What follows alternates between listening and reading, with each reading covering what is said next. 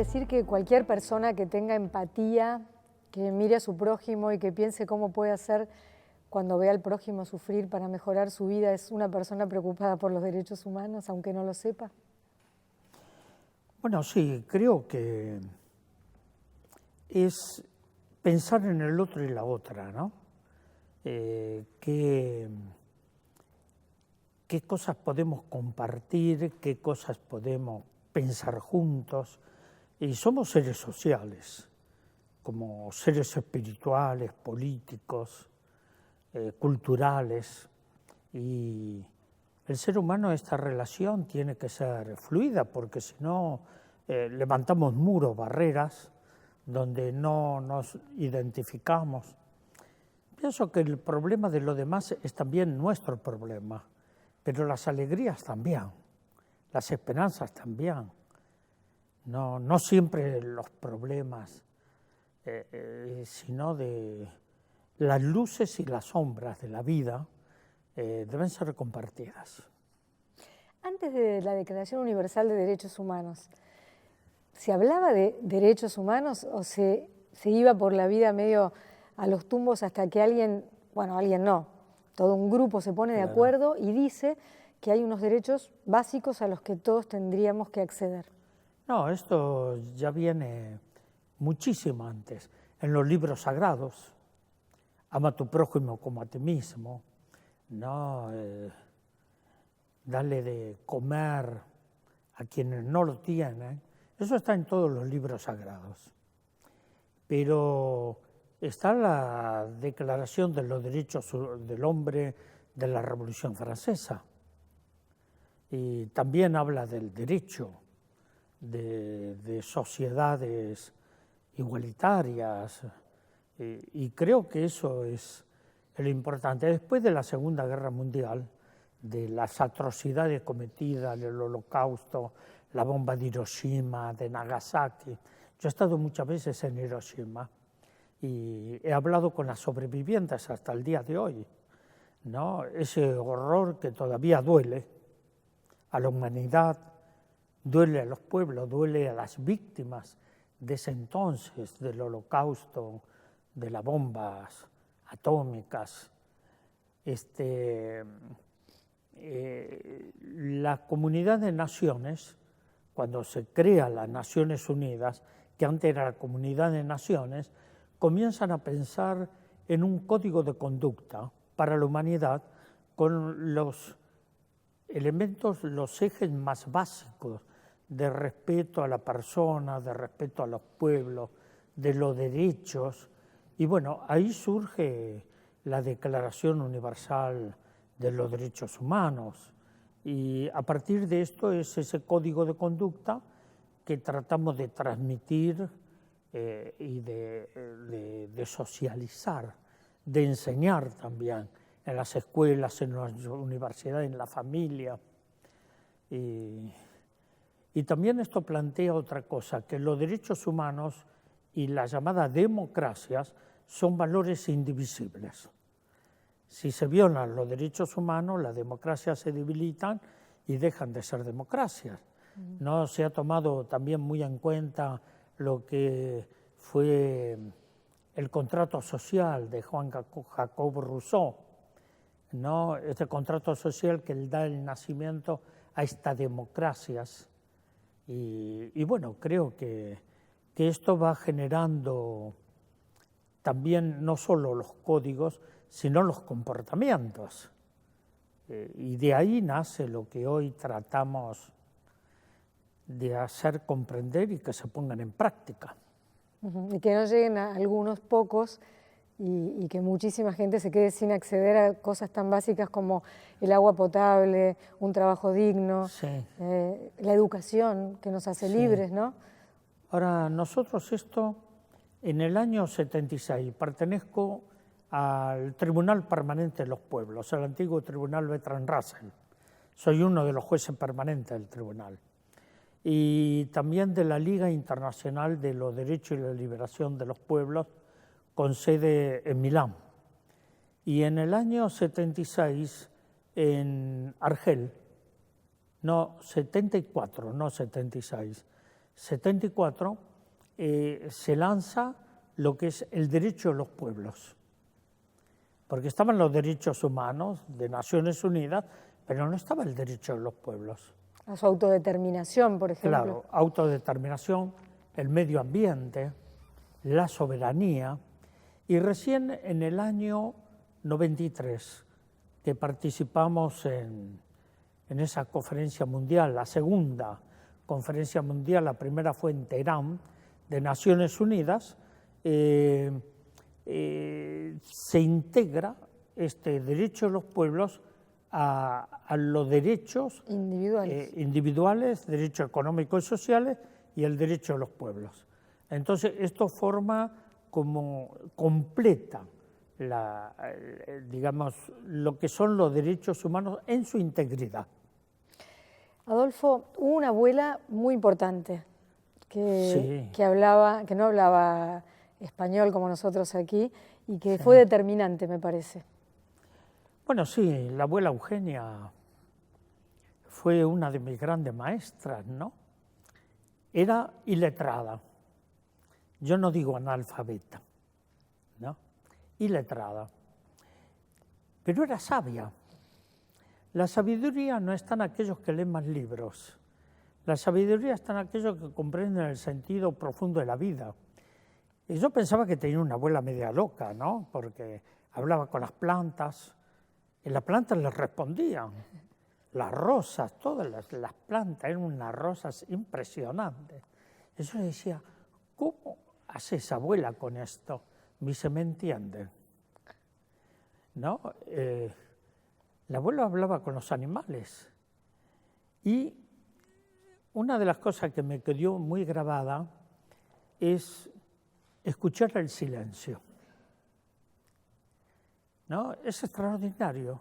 Aquí la gente se aturde con el ruido, con esa música que desvirtúa la música, ¿no? Pero increíble escuchar el silencio. Y para mí que en la oración, en lo profundo, uno tiene que saber escuchar el silencio de Dios. ¿Qué nos dice a cada uno de nosotros en nuestra vida personal y en la vida de nuestros pueblos? Para mí la vida espiritual es muy importante, es una base fundamental de mi vida, ¿no? Pero gran parte de esto lo aprendí de esa guaraní, que de chico yo entendía el guaraní. Después de grande, por esos problemas de aculturación, me olvidé, pero como andar en bicicleta, que uno no se olvida, me acuerdo de todas las malas palabras. Me pasa con el árabe. Con el árabe, claro. Sí, es esto, pero no tengo tiempo para poder recuperar el idioma. Entiendo algo, pero lo que sí, lo perdí. Lo que sí te conmueve el tema de los pueblos originarios desde siempre. Sí, claro. Eso lo vivo. Los pueblos originarios, la resistencia cultural, espiritual y política, lo aprendí de los pueblos originarios, ¿no? Y lo aprendí de lo que es la resistencia, porque los pueblos originarios fueron dominados por muchos dominadores, muchas culturas, ¿no? Hasta el día de hoy, en gran parte. Pero no perdieron su identidad, no perdieron la pertenencia, no perdieron esa pregunta existencial, ¿quién soy? ¿A dónde voy? ¿Cuál es mi pertenencia? ¿Cuál es mi identidad? ¿No? Y esto es invalorable. El respeto al mayor, el no creerse el centro del mundo. Sí, sí. Ellos, por ejemplo, saben que son parte de la Madre Tierra. No son los dueños de la Pachamama. ¿Será por eso que tu abuela Eugenia le hablaba tanto a las flores? Porque venía... Sí. El 1 de agosto se celebra la festividad de la Pachamama. Sí. Y esa comunión, ¿no? Hay una carta que yo se la recomiendo siempre a los alumnos en la facultad, porque es un tratado de profundidad, de relación no digo ecológica, de relación del ser humano con la madre tierra, que es la carta del jefe Sioux, que le manda al presidente de los Estados Unidos. Es fascinante. Es un tratado. Para que lo busquen los chicos ponen así, carta del jefe Sioux al presidente de los Estados Unidos. Tiene varias décadas esa carta, es fascinante. Sí, de 1848, una cosa así. No, pero es extraordinario. Y esto tiene que ver también en lo actual, la Laudato Si, que sacó el Papa Francisco, ¿no? Que tiene esa orientación. No respetemos a la madre tierra, no somos los dueños, somos los hijos. Nos identificamos con esto porque la madre tierra nos da todo y nosotros no le damos nada, la castigamos. Sin parar. La desertificación, la deforestación, el daño que le hacemos a la casa común. Sí, la codicia, ¿no? La codicia. La codicia sin pensar en las consecuencias que ya se están viendo y que son muy graves, ¿no? Sí, sí. No, uno ve la falta, hay países que tienen falta de agua. Yo hice un viaje desde Amán, Jordania, a Bagdad. Hice 2000 kilómetros de desierto para llegar al hospital pediátrico en Bagdad. Y llevamos una carga extraordinaria, valiosa, como nadie se puede imaginar, que entregamos al hospital pediátrico, agua. Qué increíble. Nada más, ¿eh? Esta agua. Es eso que tenemos ahí. Esto que la gente la derrocha. Para ellos es el oro. Bueno, es la diferencia entre la vida y la muerte. Pero allá, después de los bombardeos sobre Bagdad, ¿no? Hacía 12 días, 15 días que había bombardeado Bagdad. Y eso, los médicos, las médicas del hospital lloraban de la alegría de ver ese cargamento de agua. Nada más que agua. No, nada de maquinaria, nada de tecnología. Nada. Agua. Conmovedor. Eso. Adolfo, fuiste alumno pupilo. ¿Durante cuánto tiempo? Sí. Uy, de chico. ¿Te templó el carácter eso?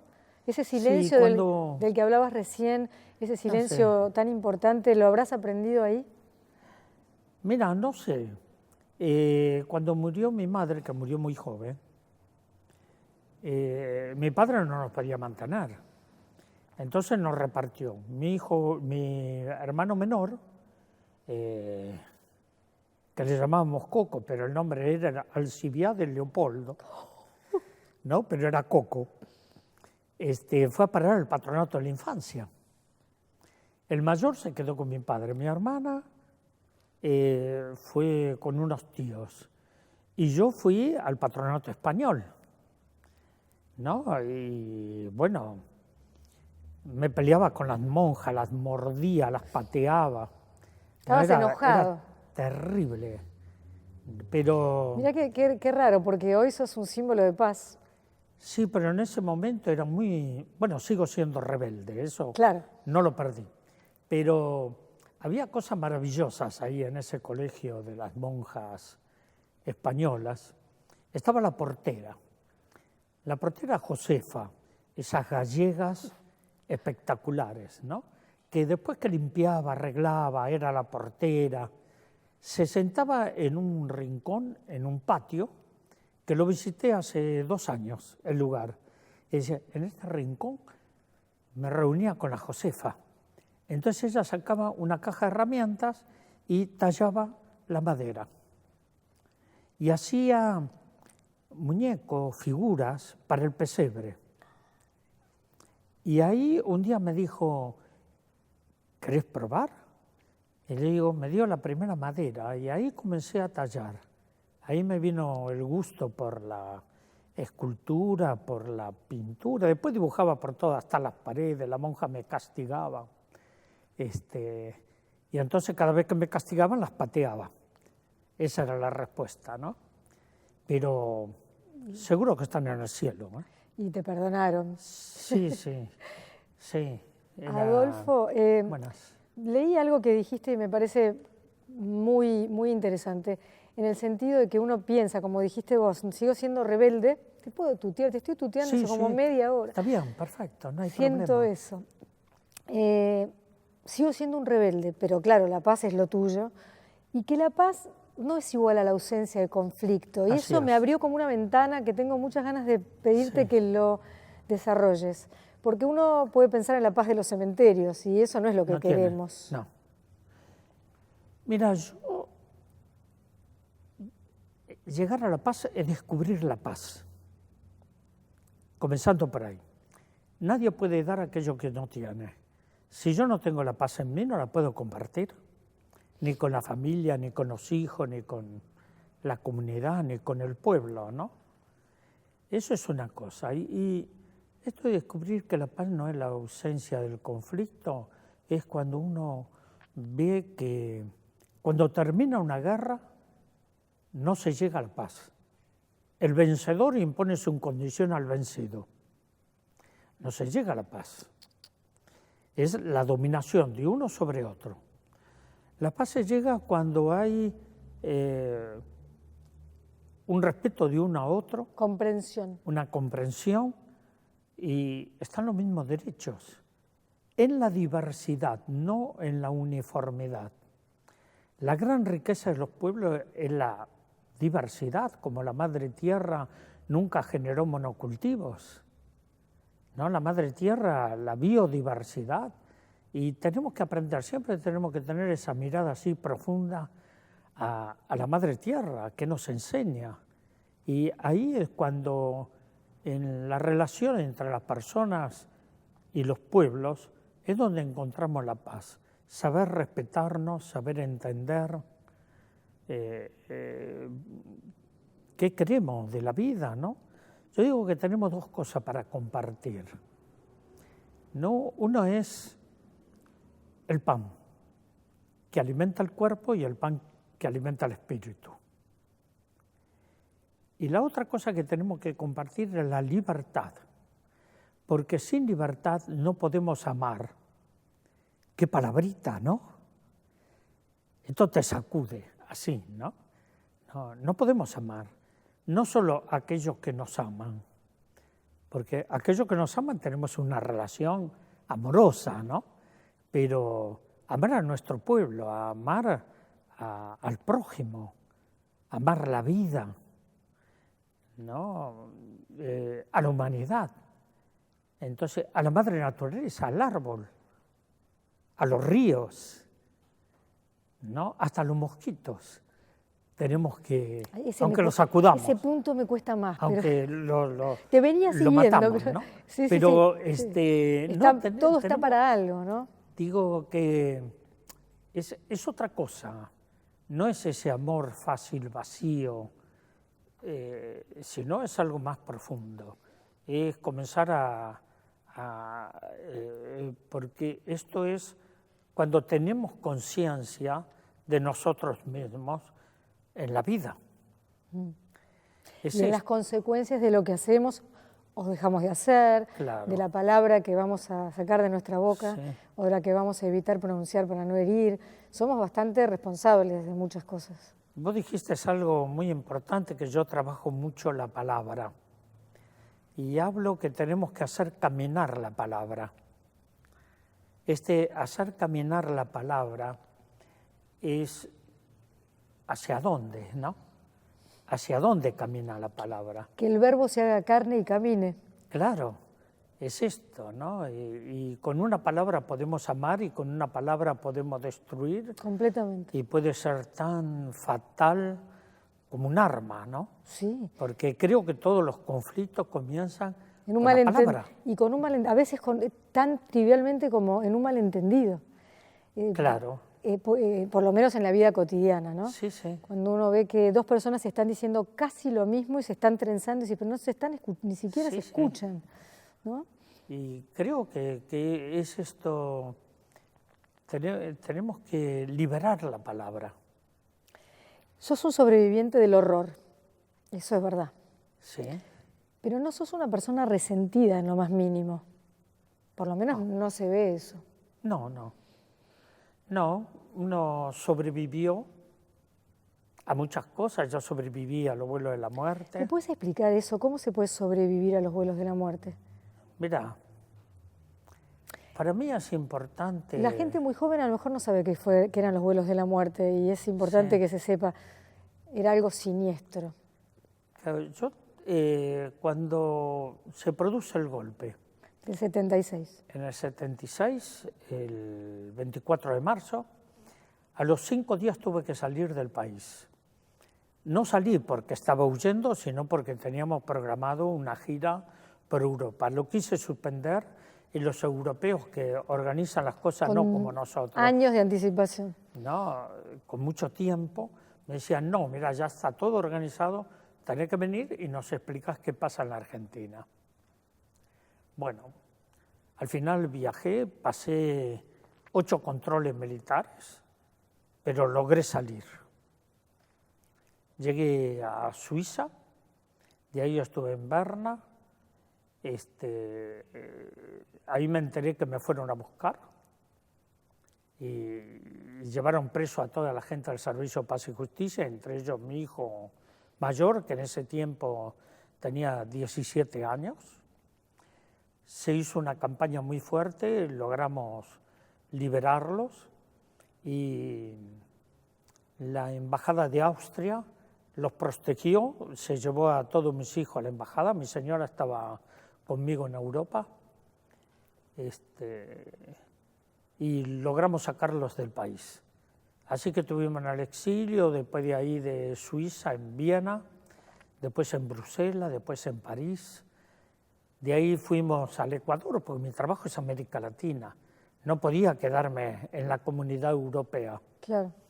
Y en Ecuador tuvimos serios problemas, fuimos presos ahí con 17 obispos latinoamericanos y 4 norteamericanos, en Riobamba, en Ecuador, y después de eso decidí volver a la Argentina y ahí me prendieron. Estuve preso en la Superintendencia de Seguridad Federal, de ahí el 5 de mayo del año 77 me sacan una madrugada, me encadenan, me llevan al aeródromo de San Justo y me suben en un avión pequeño, me encadenan, me pasan por las esposas, me atan en el asiento del avión con las cadenas en las piernas al asiento del avión, en el último asiento del avioncito ese, y el avión va por el río de la Plata, veía la costa uruguaya, veía la isla Martín García, daba vuelta el avión, ¿no? Las luces de Montevideo, y veía que el oficial que iba a cargo comienza a manipular una caja.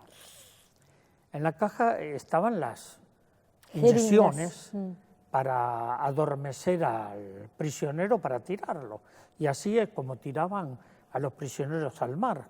Esto lo cuenta Silingo, yo hablé con Silingo sobre eso. Hasta que viene una contraorden y le dice que lleven al prisionero, el piloto le dice al oficial, lleve al prisionero, hay órdenes de llevarlo a la base aérea de Morón, al Palomar. Y el avión ahí pega la vuelta, estaba esperando la orden de tirarme, ¿no? ¿Y qué habrá cambiado tu destino?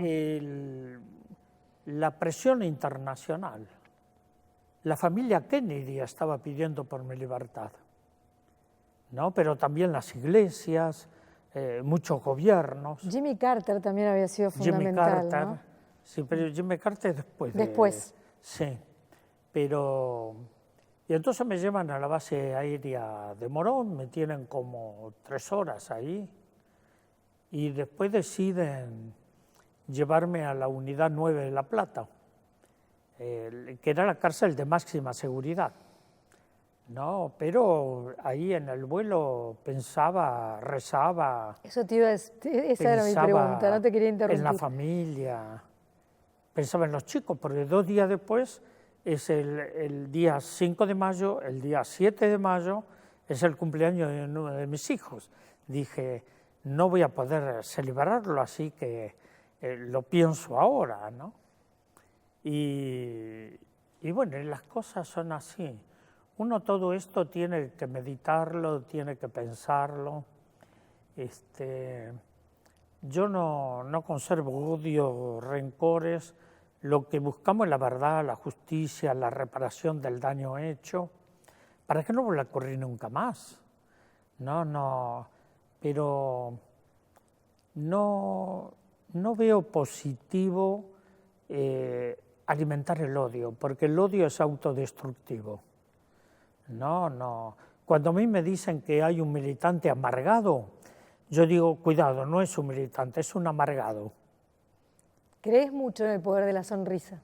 Sí, totalmente, ¿no? Es una fuerza grande, por eso le digo... La alegría. Sí, le digo, no dejen de sonreírle a la vida. El día que dejan de sonreírle a la vida es porque están vencidos. Así que sean rebeldes, sean resistentes, ¿no? Se lo digo a mis alumnos, se lo digo en las manifestaciones. Es la forma de no claudicar, que siempre hay una esperanza, que siempre hay un sentido de vida. El entusiasmo está intacto, ¿no? Sí, creo que es la forma que uno tiene para comunicarse, para compartir, pero no compartir con un amargado. Claro. Si está amargado no tiene nada que compartir. ¿No? Creo que esto es no un optimismo vacío, sino eso de que, bueno, se lograron salvar muchas vidas, se logró avanzar en el derecho de verdad y de justicia, se trató con todas las dificultades que tenemos, porque las democracias tampoco se regalan, se construyen, ¿no? De poder ver que la gente va participando, de los jóvenes que van asumiendo su compromiso. No sé, creo que en ese sentido, el otro día estuve en el SEAMSE, llovía, era un diluvio, y nos fuimos a reunir con los recicladores, con los cartoneros, con los villeros, y la pasamos bárbara, no en el galpón. Y me llamó dos cosas me llamó mucho la atención en ese galpón. Que la charla se había convocado para hablar de Rodolfo Walsh y del Papa Francisco, ¿no? Y uno dice, la sabiduría popular, Rodolfo Walsh, se leyó la carta de Rodolfo, se pensó quién era ese periodista, ese escritor, no se habló del Papa Francisco, de que ellos reciclan la basura, pero mira, la pasamos bárbaro y después nos comimos un choripán. Muy bien. Es imposible eludir el tema del Premio Nobel de la Paz. Eras muy joven y de pronto te postulan, porque creo que funciona así, ¿no? Alguien te tiene que postular. ¿Te sorprendió? ¿Quién fue que te postuló? Contame de ese traje que te tuvieron que comprar porque no tenías traje. No, lo del Premio Nobel, yo nunca esperé ningún premio. El trabajo nuestro debe ser un trabajo solidario, directamente de brindarse a los demás, ¿no? Pero estando en prisión ya me habían propuesto para el Premio Nobel y ahí me dieron el Memorial Juan XXIII de La Paz. Entonces la guardia iba, abría la mirilla, miraban a ver quién era, después cerraban, hablaban entre ellos. Cuando salí de la prisión, salí 2 días antes de la final de fútbol. En casa no había televisión.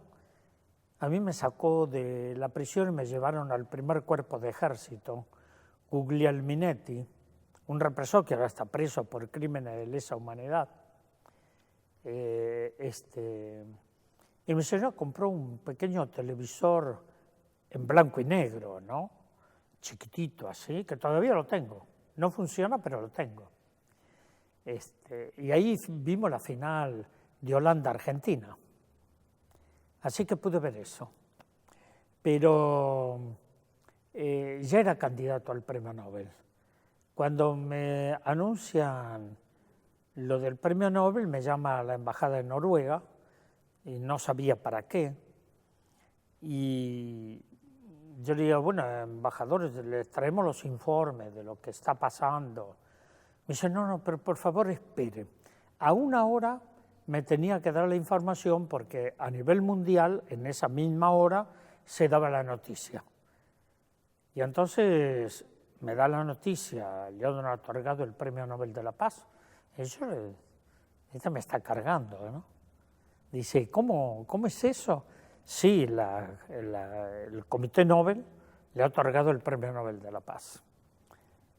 Bueno, y lo primero que me salió, lo asumimos en nombre de los pueblos de América Latina.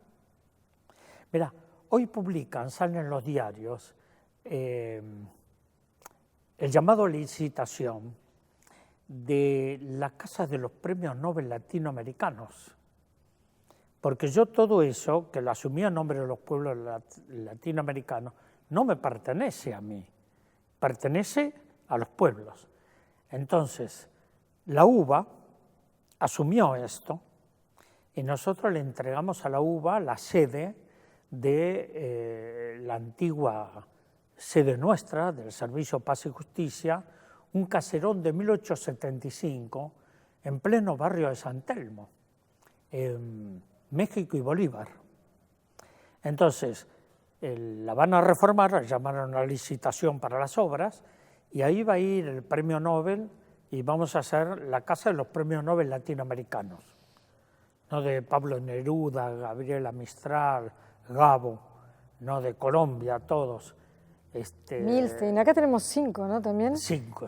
Pero ¿tienen que ser de la Paz o premios Nobel? No, todos los premios Nobel, de literatura, de la paz, de ciencia. Sí, en total latinoamericanos son 17. Entonces quiero hacerle un homenaje a los pueblos y todo lo que tengo va a pasar ahí. Y va a pasar a manos de la Universidad de Buenos Aires, que va a ser la universidad depositaria de todo esto, para que lo puedan ver, un centro de investigación también, de difusión, porque seguro Hablando que de muchas difusión, generaciones... Perdóname, pero hace poquito en Rosario hubo una cumbre extraordinaria de premios Nobel de la Paz. Hubo mucha gente en Rosario y en mi opinión no tanta difusión a nivel nacional de un encuentro tan importante que se llamó Voy por la Paz, ¿verdad? Sí. Bueno, ahí estuvo Lech Walesa, de Polonia, que yo lo fui a visitar en esa época dura, que él era dirigente sindical.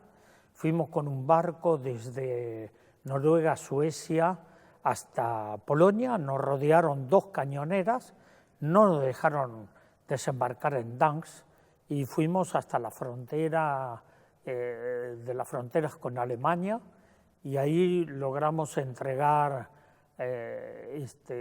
hospital de campaña y medicamentos y útiles escolares, ¿no? Así que estaba Lech Walesa, me alegro de volver a encontrarlo. Rigoberta Menchú. A esos 2 los propuse yo como candidatos al premio Nobel. Rigoberta con una hija, ¿no? La conocí cuando era muy jovencita. Ella ya estaba luchando denunciando las masacres que había sufrido su familia y el pueblo guatemalteco. Estaba Shirin Ebadi, que era una jueza de la Corte Suprema de Justicia de Irán, y cuando llega la revolución del ayatollah Khomeini, la echan. Y ella creó una asociación para la defensa de los derechos humanos y tiene que salir de Irán. Actualmente vive en Londres. Después estaba Oscar Arias, que por la situación de la paz en Centroamérica, la guerra en Nicaragua. Nosotros en Nicaragua también trabajamos mucho en la revolución sandinista y desde Noruega y Suecia fuimos con el barco de la paz al puerto de Corinto, que estaba minado por la CIA, ¿no? Y ahí llevamos fertilizantes para los campesinos, medicamentos, útiles escolares, ¿no? Así que hemos acompañado mucho a los pueblos. Fue lindo el encuentro. Me imagino, y además llegaron a algunas conclusiones, como por ejemplo que la violencia de género puede ser un obstáculo para la paz, de las cosas que me llamó la atención cuando leí, ¿no? Hay 2 o 3 cosas que son obstáculos para que haya paz, esa paz que camina, como decías antes. Es una paz que, y sí, creo que tenemos que, le digo, desarmar la razón armada, la conciencia armada, porque tenemos una cultura de la violencia enquistada, desde las familias a la sociedad. Es una sociedad violenta, tiene una cultura de la violencia. Ahora, ¿cómo podemos transformar esto para una cultura del diálogo, del entendimiento, de las relaciones humanas? Pero uno ve hasta las parejas, ¿no? La confrontación. Decime 2 palabras que definan a tu mujer, a tu compañera de toda la vida. Mira, mi mujer es una... Primero es una mujer fuerte y con una gran alegría en el corazón. ¿No? Es esto. Ella es compositora de música, ahora acaba de llegar de Francia, donde le pasaron obras electroacústicas, y el año pasado presentó con compositoras italianas y compositoras argentinas la Misa para los Pobres en la Basílica de San Pedro. ¡Qué bárbaro! ¿No? Pero ahora está componiendo una ópera. Ella recién viene de Europa y vos recién venís de Añatuya, de Santiago del Estero, de ponerte en contacto con la necesidad más básica. Bueno, sí, tratamos de compartir. En algunos viajes me acompañan. Se acompañan. En los viajes duros no quiero. Sos un protector. Sí, no, esas cosas no. Pero en zona de guerra, en zonas de conflicto como la de Medio Oriente o Centroamérica o lugares así, no, voy con otros compañeros, compañeras, pero... Adolfo, ¿nunca aceptaste un cargo público, igual que Gandhi? No. La paz es tu tema, pero quiero que completes una oración. Cada noche, Adolfo Pérez Esquivel, y ahí rellename esa oración. Cada noche, ¿qué haces?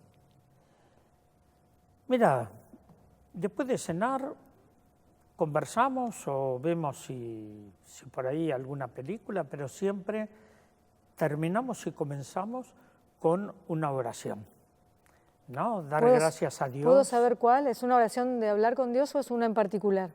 No, es de hablar con la vida, con Dios, ¿no? Dios es vida. Así que me formaron los franciscanos. Todavía mi saludo sigue siendo el saludo franciscano, paz y bien, ¿no? Hasta el día de hoy. Así que eso me ha quedado muy metido en la sangre. Y bueno, dar gracias a Dios porque podemos seguir caminando juntos, no solos. Seguimos caminando juntos y esto es lo importante. No es otra cosa. Y la capacidad de poder seguir sonriéndole a la vida y aprender que esta vida, para mí la vida y la muerte no son cosas separadas. No, hasta tengo un cuadro pintado que dice, la muerte enamorada de la vida.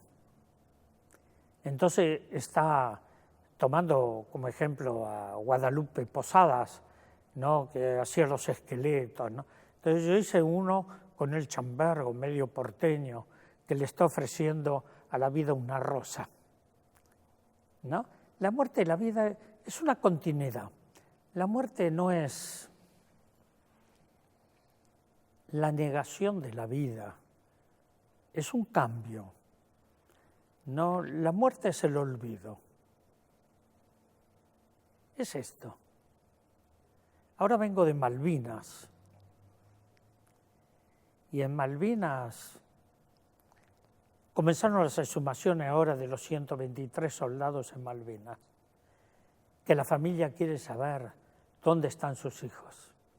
y fuimos a honrarlos, fuimos a orar, no solo en el cementerio donde están los argentinos, sino en el del Darwin, sino el de San Carlos, donde están los británicos muertos en la guerra, ¿no?